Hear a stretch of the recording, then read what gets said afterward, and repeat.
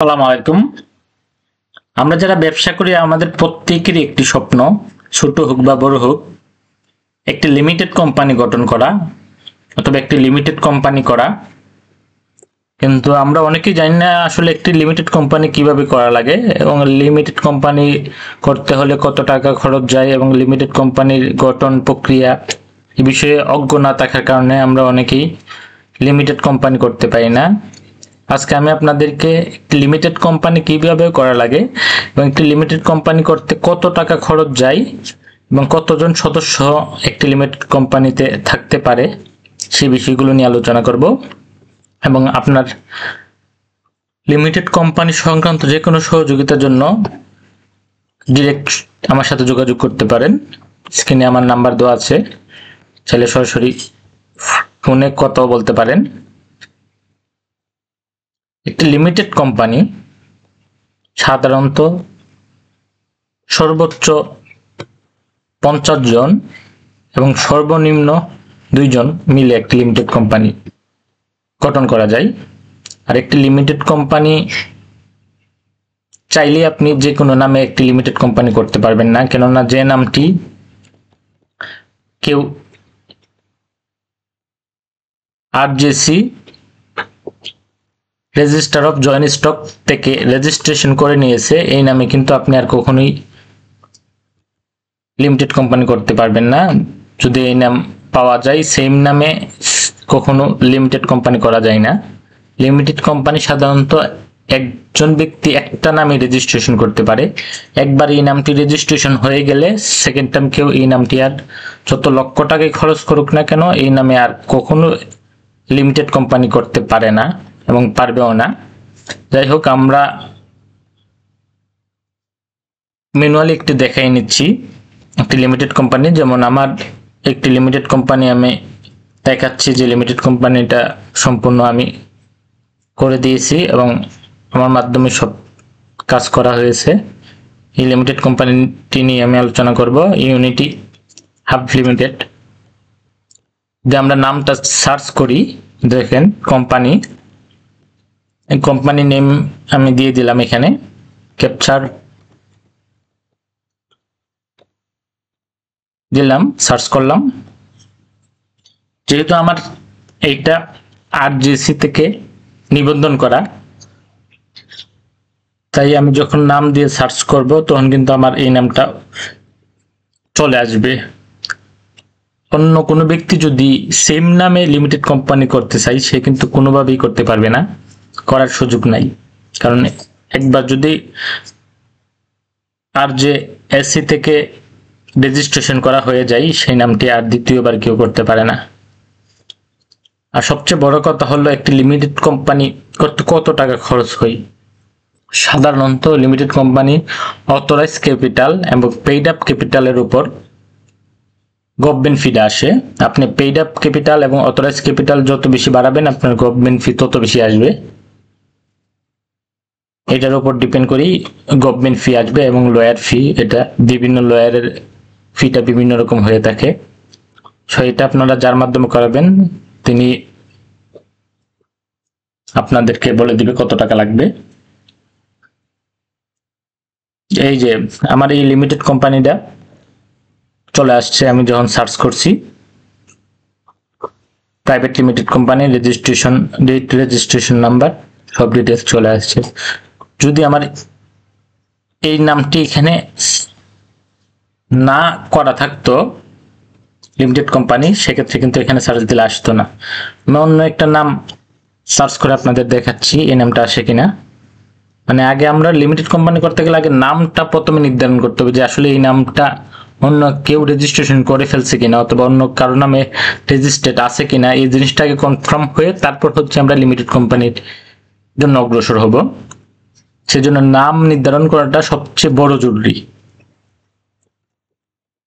যেমন আমার এক ক্লায়েন্ট এলটিডি এই নামে একটি লিমিটেড কোম্পানি করার জন্য আমাকে দিয়েছে। যদিও এই নামটি নেই তারপরেও কিন্তু এই নামে আমার রিজেক্ট চলে আসছে। যাই হোক, তারপর আমি এই নামটা আপনাদের একটু দেখিয়ে দিচ্ছি। ইনশাল্লাহ এই নামেও আমার কিছুদিনের মধ্যে লিমিটেড কোম্পানি হয়ে যাবে। এই নামটা কিন্তু আমি অনলাইনে সার্চ করার পরে দেখেছি নেই, তারপরে এই নামটা আবেদন করার পরে কিন্তু আমার রিজেক্ট চলে আসছে। আমি রিজেক্ট এটাও আপনাদের দেখিয়ে দিচ্ছি যে আমার এটার বর্তমান অবস্থাটা, স্ট্যাটাস।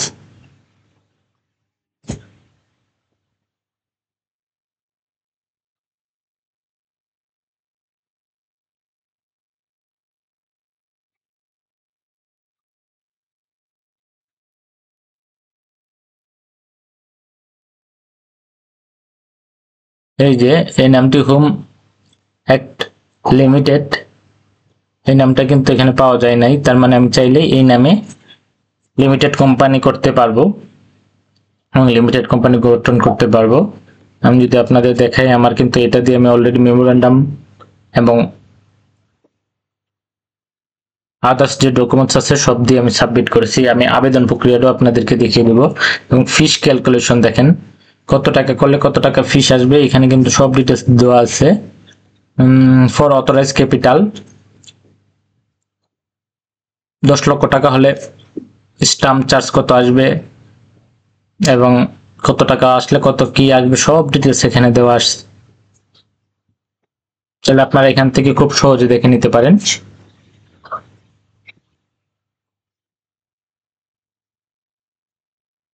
আমি আরেকটা জিনিস আপনাদের দেখিয়ে দিচ্ছি।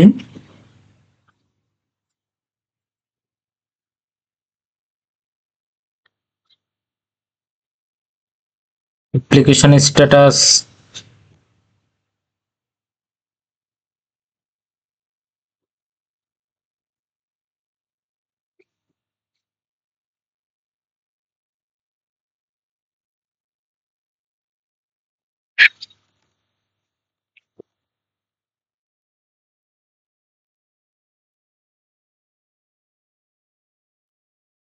যে সাবমিশন স্ট্যাটাস, আমার এখন যে নামটা আমি আপনাদের সার্চ করছি এই নামটা কিন্তু আমার নেই আরজিসি তে, তারপর কিন্তু আমার আবেদনটা রিজেক্ট করে দিছে।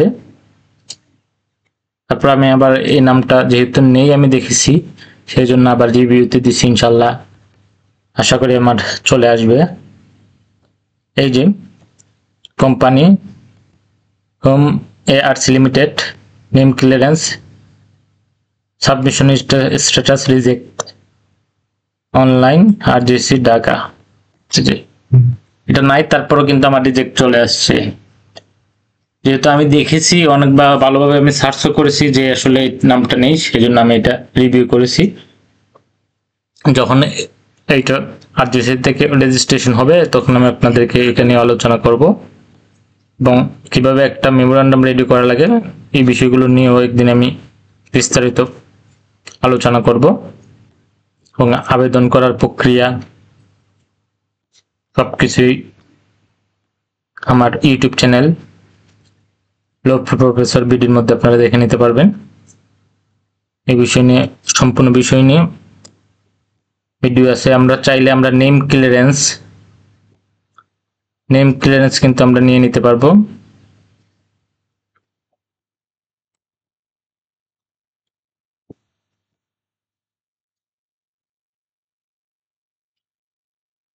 যদি খেয়াল করি আমরা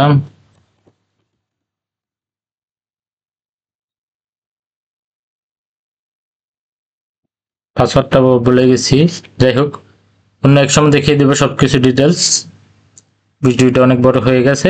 আর আরজিসি যদি কেউ করতে চান, লিমিটেড কোম্পানি করতে চান, চাইলে আমার সাথে যোগাযোগ করতে পারেন। ইনশাল্লাহ খুব কম খরচে খুব কম সময় দ্রুত সময়ের মধ্যে আপনারা যে কোনো একটি লিমিটেড কোম্পানি করে নিতে পারবেন এবং লিমিটেড কোম্পানির যাবতীয় কাজ আমরা করে দেই।